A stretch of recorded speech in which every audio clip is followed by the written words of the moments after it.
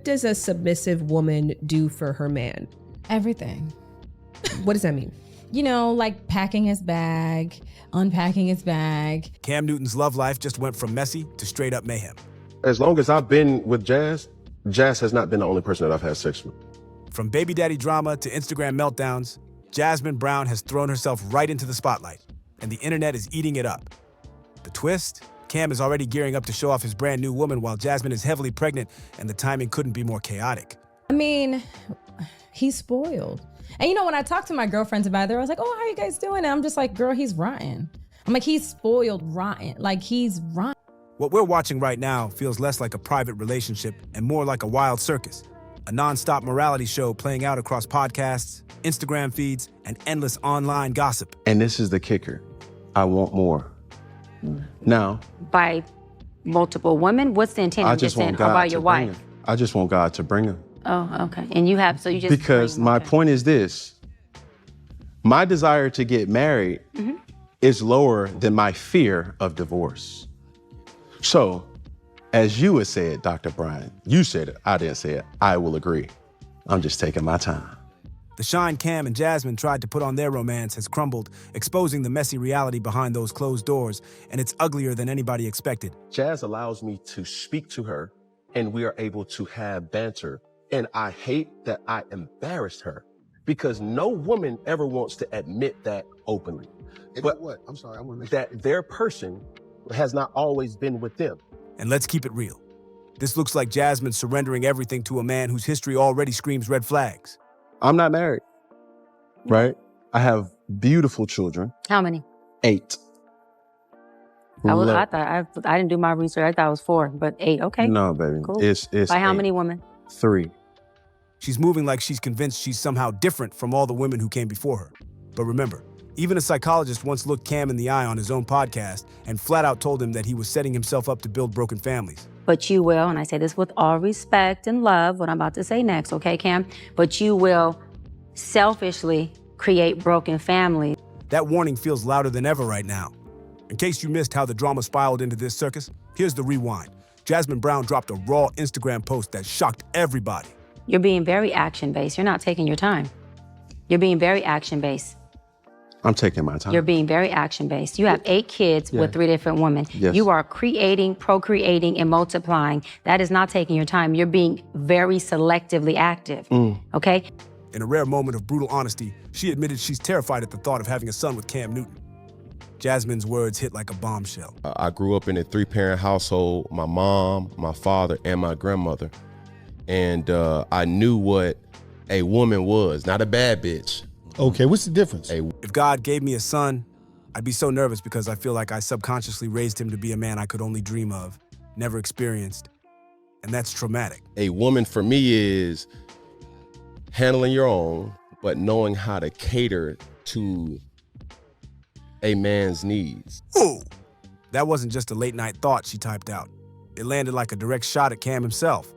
People instantly called it out saying, ain't no way this is just a passing thought. And I think a lot of times when you get that aesthetic of like, I'm a boss bitch, like I'm a this, I'm a that. No, baby, like, but you can't cook.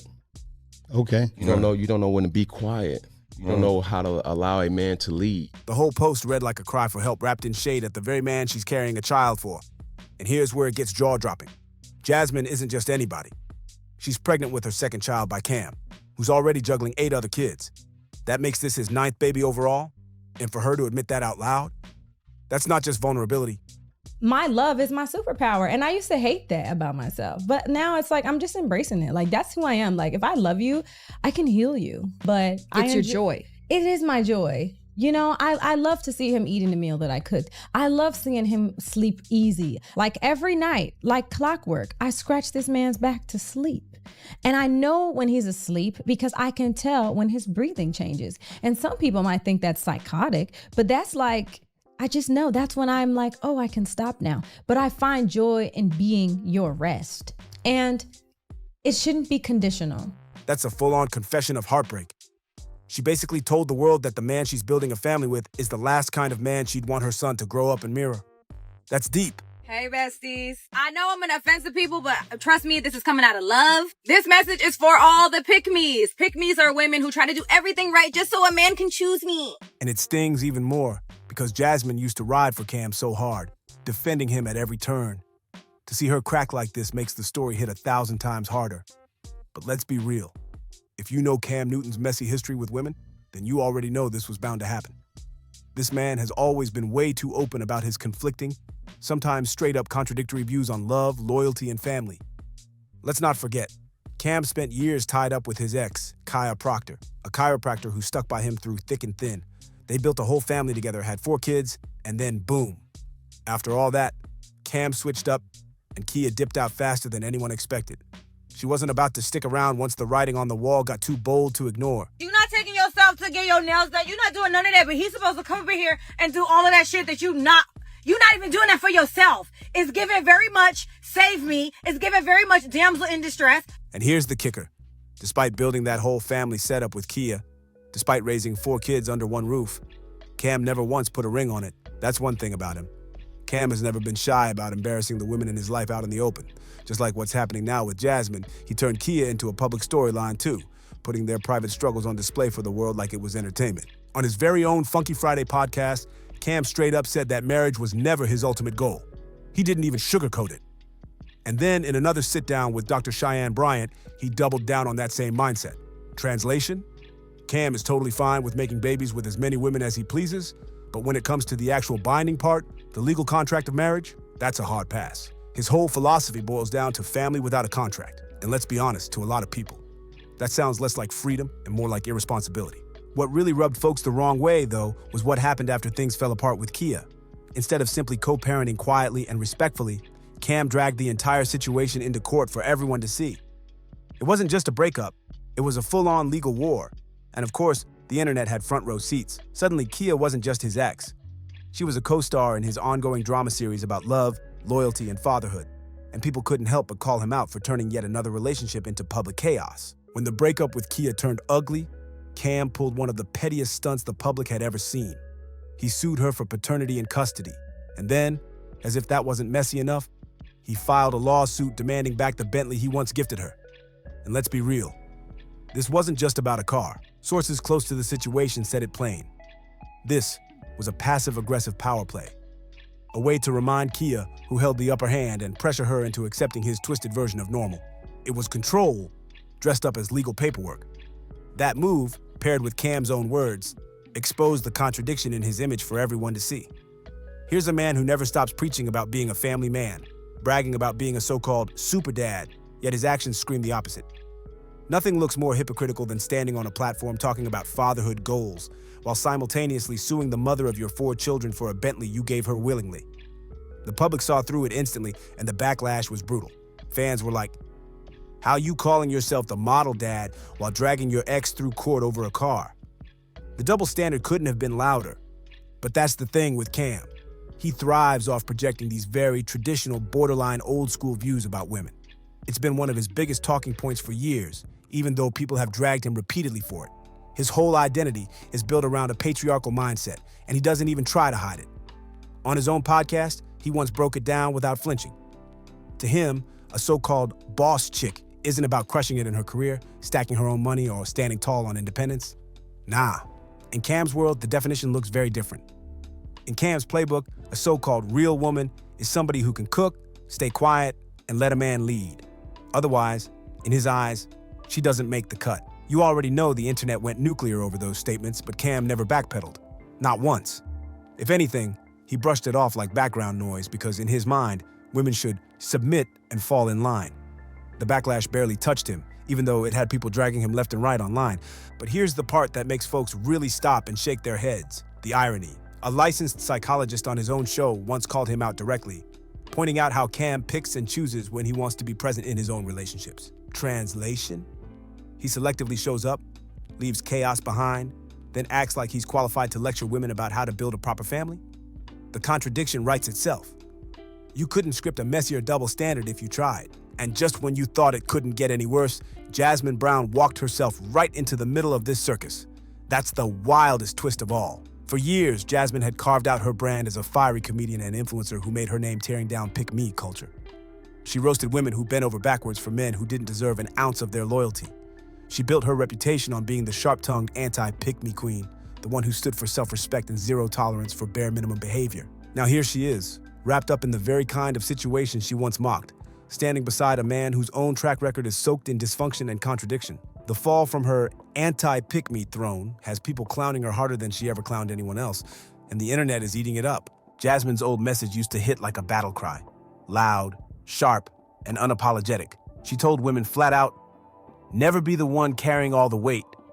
Don't be the one slaving in the kitchen, paying the bills, cleaning up after him, and playing therapist while he tosses you scraps in return. She made a whole brand off roasting that dynamic, and thousands of women cheered her on because she said exactly what they were living through.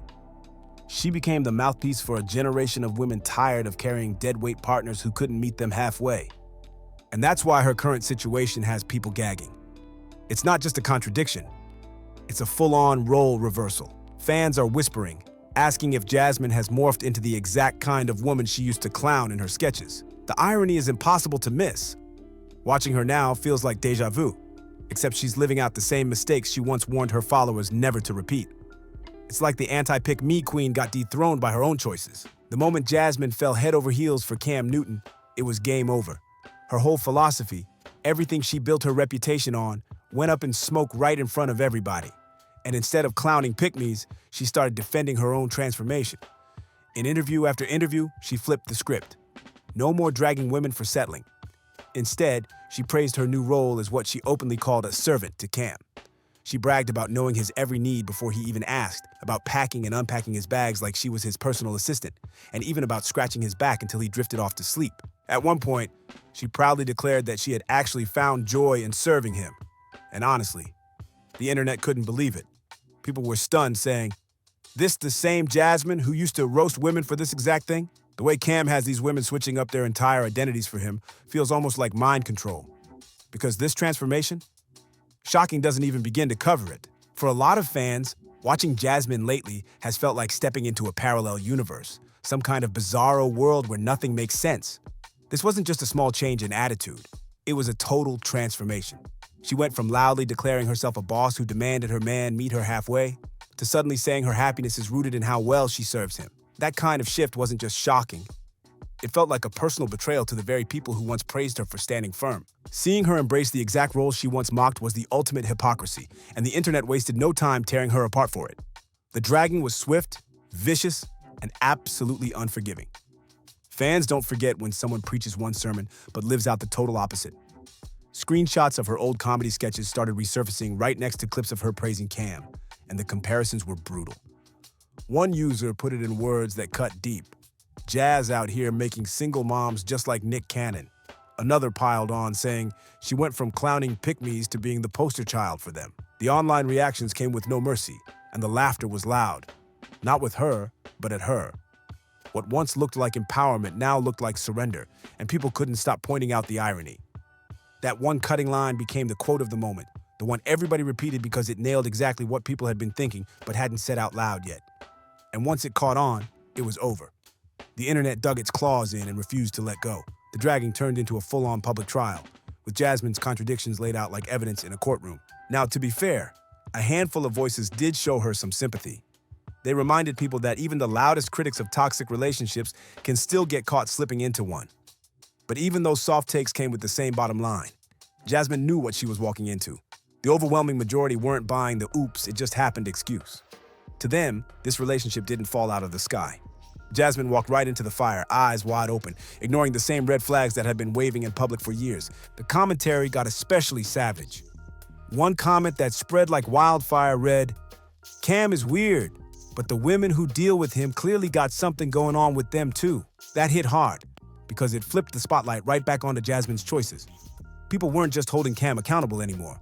They were questioning her judgment just as much. And that's the twist nobody saw coming. The internet isn't treating her like a victim. Instead, they're calling her a willing participant in her own downfall. For every clip of Cam being messy, there's now a meme pointing out how Jasmin ignored the warnings and still doubled down on him. The narrative has shifted, and the court of public opinion is making her answer for it just as loudly as they're calling out Cam. At the end of the day, Jasmine's emotional Instagram post wasn't just another update. It read like a desperate cry for help dressed up as a caption. Sure, some people saw it as a jab at Cam Newton, but underneath the shade, it came across more like a raw, unfiltered breakdown, almost like she was admitting to herself in real time that she had become the exact woman she once mocked. That's what made the whole thing sting. It wasn't comedy anymore, it was confession.